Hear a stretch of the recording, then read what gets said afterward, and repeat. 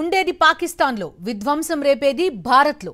ఉగ్ర రాక్షసులను తయారు చేయడమే కాకుండా వారికి రాచ మర్యాదలు చేస్తూ తరిస్తోంది పాకిస్తాన్.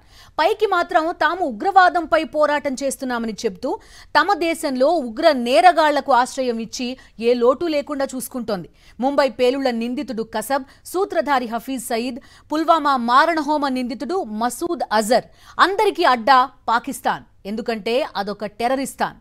దానిపైనే స్పెషల్ ఎడిషన్. నరహంతకులను తయారు చేయడం, భారత్లో నరమేధం సృష్టించడం, ఆ తర్వాత ఉగ్ర రాక్షసులకు రాజభోగాలు అందించడం పాకిస్తాన్కి అజెండా అయిపోయింది.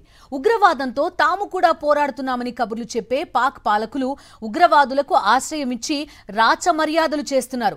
ముంబై పేలుళ్ల సూత్రధారి, తాజాగా పహల్గామ్ హింసాయుత ఘటనల మాస్టర్ మైండ్ అయిన హఫీజ్ సయీద్ పాకిస్తాన్లో అత్యంత జనసాంద్రత కలిగిన లాహోర్ నగరంలో ప్రశాంతంగా జీవిస్తున్నాడు.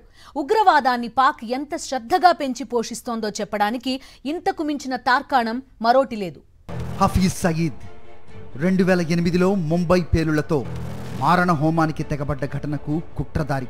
ఇతగాడే కొద్ది రోజుల క్రితం కశ్మీర్లోని పహల్గామ్లో అమాయక పర్యాటకుల నరమేధానికి స్కెచ్ గీశాడు. 1987లో పాకిస్తాన్ ప్రభుత్వ అండదండలతో లష్కరే తైబా పేరిట ఉగ్రవాద దుకాణాన్ని తెరిచాడు హఫీజ్. పాక్ ఇంటెలిజెన్సీ విభాగంలో ఆశీస్సులతోనే లష్కరే తైబాను నడిపిస్తున్నాడు ఇతగాడు. కొంతకాలం క్రితం లష్కరే తైబా కార్యకలాపాలను ద రెసిస్టెంట్ ఫ్రంట్ పేరుతో నిర్వహిస్తున్నాడు. అంటే ముసుగు మారిందంతే, ఉన్మాదపు హింస, విష విద్వేషాలు మారలేదు. ముంబై పేలుళ్ల అనంతరం భారత ఫిర్యాదుతో పాకిస్తాన్ ప్రభుత్వం హఫీజ్ను అరెస్ట్ చేసినట్లు ప్రకటించింది. కొద్ది రోజులకే అతనిపై ఆరోపణలకు సాక్ష్యాలు లేవని విడుదల చేసేశారు. అయితే ఆ తర్వాత ఉగ్రవాదులు ఎవరూ తమ దేశంలో లేరని పాక్ పాలకులు చెబుతూ వచ్చారు. పహల్గామ్ కాల్పుల ఘటన నేపథ్యంలో హఫీజ్ సయీద్ పాకిస్తాన్లోని కీలక నగరమైన లాహోర్లో అత్యంత జనసాంద్రత కలిగిన ప్రధాన కూడలిలో లగ్జరీగా నివసిస్తున్నాడని శాటిలైట్ పిక్చర్స్ నిరూపించాయి. అతగాడి ఇంటి చుట్టూ ప్రైవేట్ ఆర్మీతో పాటు పాక్ బలగాలు కూడా పహారా కాస్తున్నాయి. అతనికి ఎలాంటి ముప్పు రాకుండా కాపలా కాస్తున్నాయి. ఉగ్రవాదులకు పాకిస్తాన్ ఎంతటి ప్రాధాన్యత ఇస్తుందో చెప్పడానికి దీన్ని మించిన నిదర్శనం మరొకటి అవసరం లేదు. పాకిస్తాన్లోని పంజాబ్లో పుట్టిన హఫీజ్ సయీద్ లష్కరే తైబా ముసుగులో ఎన్నో నరమేధాలకు సూత్రధారిగా ఉన్నాడు. ఐక్యరాజ్య సమితితో పాటు అమెరికా కూడా ఇతన్ని అంతర్జాతీయ ఉగ్రవాదిగా గుర్తించాయి. హఫీజ్ను ఒప్పించిస్తే 73 లక్షల రూపాయల నజరానా ఇస్తామని అగ్రరాజ్యం ప్రకటించింది. ఇంతటి క్రూర నేర చరిత్ర ఉన్న హఫీజ్ సయీద్ అక్షరాల రాక్షసుడే.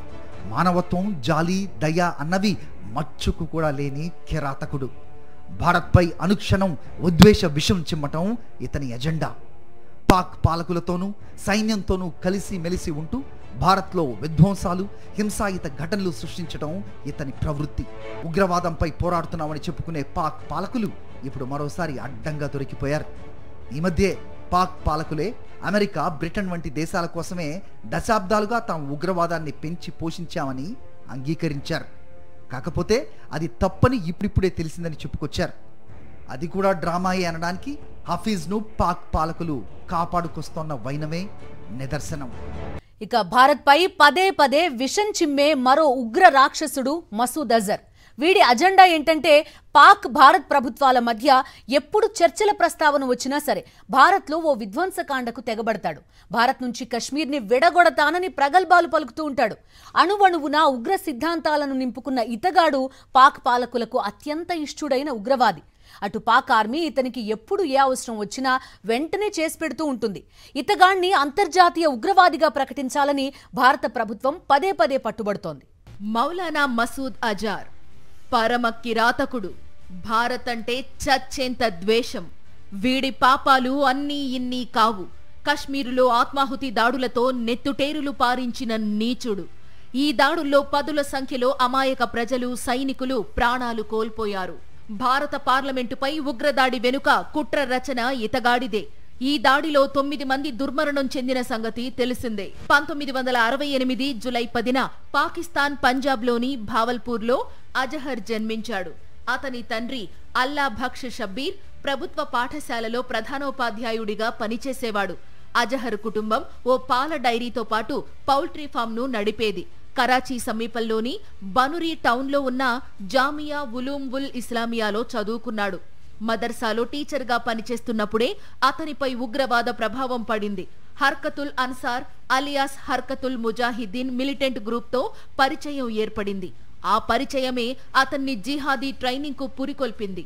అలా ప్రధానోపాధ్యాయుడి కుమారుడు కాస్త కరుడు గట్టిన టెర్రరిస్ట్ గా మారిపోయాడు. హర్కత్ లో కీలక నేతగా ఎదిగిన అజహర్ కు మిగతా ఉగ్రవాద సంస్థలతో పరిచయం ఏర్పడింది. 1984లో వచ్చిన ఆఫ్ఘన్ సోవియట్ వార్ టైంలోనే ఫజలుర్ రెహమాన్, ఖారీ సైఫుల్లా అఖ్తర్ కలిసి హర్కతుల్ జిహాదీ అల్ ఇస్లామీ HUGIని ఏర్పాటు చేశారు. వారికి దగ్గరైన అజహర్ హర్కత్ ప్రధాన కార్యదర్శిగా ఎదిగాడు. ఉగ్రవాదాన్ని విస్తరిస్తూ విదేశీ టెర్రరిస్టులు ఆఫ్ఘన్ ఉగ్రవాదులను చేర్చుకోవడం, వారిని కశ్మీర్లోకి అక్రమంగా పంపించడం తదితర పనులు ముమ్మరం చేశాడు. టెర్రరిజం వైపు యువతను అట్రాక్ట్ చేయడం, ఉగ్ర కార్యకలాపాలకు నిధులు సేకరించడం కోసం Zambia, Abu Dhabi, Saudi Arabia, Britain, Mongolia, Albania, Nairobi, Kenya తదితర ప్రాంతాల్లో పర్యటించాడు.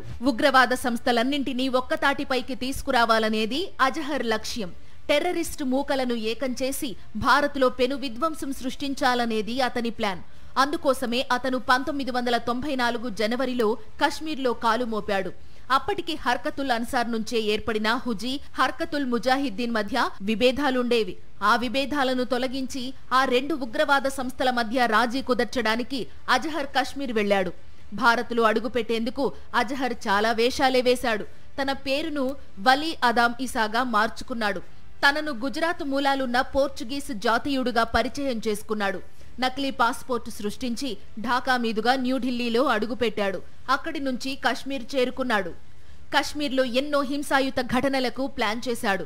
ఇతర ఉగ్ర సంస్థల నేతలను కలిసేందుకు మసూద్ వెళుతున్నట్లు సమాచారం అందడంతో 1994లో అజహర్ను అరెస్టు చేశారు. ఆఫ్ఘనీ అజహర్లను విడిపించడానికి హర్కత్ సభ్యులు చాలా ప్రయత్నాలే చేశారు. 1995లో జమ్మూ కశ్మీర్లో 5 విదేశీ పర్యాటకులను కిడ్నాప్ చేశారు. అజహర్ సహా పలువురు ఉగ్రవాదులను విడిచిపెడితేనే విదేశీ పర్యాటకులను క్షేమంగా వదిలిపెడతామంటూ షరతులు విధించారు. ఓ విదేశీ పర్యాటకుడు ఉగ్రవాదుల చెర నుంచి ఎలాగోలా బయటపడగా మిగిలిన 4 ఉగ్రవాదులు చంపేశారు. ఆ తరువాత అజహర్ను బంధించిన జైలుపై దాడి చేసేందుకు కూడా ప్రయత్నం జరిగింది. అయితే భద్రతా బలగాలు అప్రమత్తంగా వ్యవహరించడంతో ఆ ప్లాన్ ఫెయిల్ అయింది. దాంతో 5 సంవత్సరాల పాటు అజహర్ జైల్లోనే ఉండాల్సి వచ్చింది.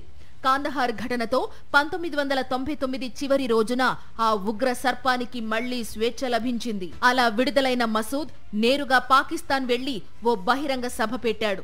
దాదాపు 10,000 మంది దాకా హాజరైన ఆ సభలో భారత్పై విషం చిమ్మేలా ప్రసంగించాడు. దాంతో పాక్ పాలకులకు తెగ నచ్చేశాడు. పాక్ ఆర్మీ పాలకుల సాయంతోనే ఉగ్ర కార్యకలాపాలను ముందుకు తీసుకెళ్తున్నాడు. తానే సొంతంగా ఒక ఉగ్ర సంస్థను స్థాపించాడు. అదే జైషే మహమ్మద్. ఆ దుకాణం ముసుగులోనే పార్లమెంటు పైన, పుల్వామాలోనూ దాడులు చేయించాడు. ఇతగాడి విషయంలోనూ పాకిస్తాన్ నాటకాలే ఆడుతోంది. మసూద్ అజార్ అసలు తమ దేశంలోనే లేడని బుకాయించింది. ఆ తర్వాత మసూద్ అజార్ ఆస్తులను స్వాధీనం చేసుకున్నామని ప్రకటించింది. అయితే పాక్ పాలకుల మాటలను ఎవరూ నమ్మలేదు. ఇప్పటికీ మసూద్ను జాగ్రత్తగా కాపాడుకొస్తోంది పాకిస్తాన్. పాక్లో ఉగ్ర జాబితాకు అంతే లేదు. పాకిస్తాన్లో పుట్టి అక్కడే ఉగ్ర రాక్షసులుగా తయారైన వారు చాలా మంది ఉన్నారు. వారు చాలరు అన్నట్టు మోస్ట్ వాంటెడ్ టెర్రరిస్ట్ గా చెలామణి అయిన ఒసామా బిన్ లాడెన్ కి కూడా ఆశ్రయం ఇచ్చింది పాకిస్తానే. చివరికి అమెరికా ఆర్మీ స్పెషల్ ఆపరేషన్ తో పాకిస్తాన్లో తలదాచుకున్న లాడెన్ ని మట్టుబెట్టిన సంగతి తెలిసిందే. పాకిస్తాన్ది మొదటి నుంచి ఉగ్ర ఎజెండాయే. 1993లో ముంబై బాంబు పేరుల సూత్రధారి దావుద్ ఇబ్రహీం ఇప్పుడు పాకిస్తాన్లోనే ప్రశాంతంగా ఉన్నాడు. పాక్ క్రికెటర్ జావిద్ మియందాద్ కు బియ్యంకుడిగా ఉన్నాడు. 2008లో ముంబై పేరులకు తెగబడ్డ కసబ్ అండ్ టీం అంతా పాకిస్తాన్లో ఉగ్ర శిక్షణ పొందిందే. కసబ్ పాక్ జాతీయుడే అని పాక్ పాలకులు కూడా ఒప్పుకోక తప్పింది కాదు. ఇక మసూద్ అజార్ ను భారత్ లో అరెస్ట్ చేసినప్పుడు భారత విమానాన్ని హైజాక్ చేసి అతగాడిని విడిపించుకోవటానికి కుట్ర రచన చేసిన అబ్దుల్ రవూఫ్ అజార్ స్వయానా మసూద్ సోదరుడే. కాందహార్ కు విమానాన్ని హైజాక్ చేసుకుపోయిన రవూఫ్ తన అన్నతో పాటు మరో 2 ఉగ్రవాదులను విడిపించుకున్నాడు. ఇతగాడిని భారత్ మోస్ట్ వాంటెడ్ లిస్ట్ లో ఉంచింది. వీడు కూడా పాకిస్తాన్ లోనే ఉన్నాడు. జైషే మహమ్మద్ కార్యకలాపాల్లో కీలక పాత్రను పోషిస్తున్నాడు. మొదటి నుంచి ఉగ్ర ఎజెండానే మోసుకుపోతోంది పాక్. ఒకప్పటి తన మిత్రదేశం అయిన అగ్రరాజ్య అమెరికా కోసమే తాము ఉగ్రవాదాన్ని పెంచి పోషించాల్సి వచ్చిందని పాక్ పాలకులు ఈ మధ్య ఒప్పుకున్న వైనం వారి దిగజారుడు విధానాలకు నిదర్శనం.